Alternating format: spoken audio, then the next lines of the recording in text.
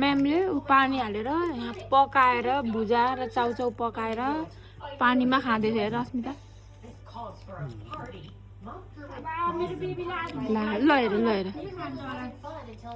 ल हेर उसको खेलाउन त्यहाँ टक्क पकायो ग्यासमा अनि खायो।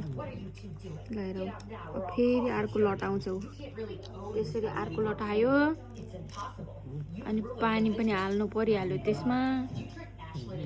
के गरेको काम गरेको अनि त्यसलाई के गर्ने अब पकाउने।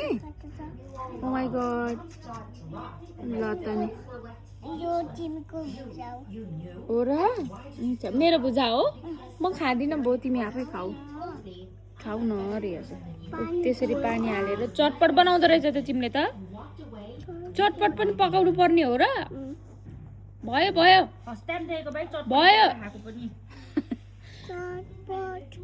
भयो के बाबा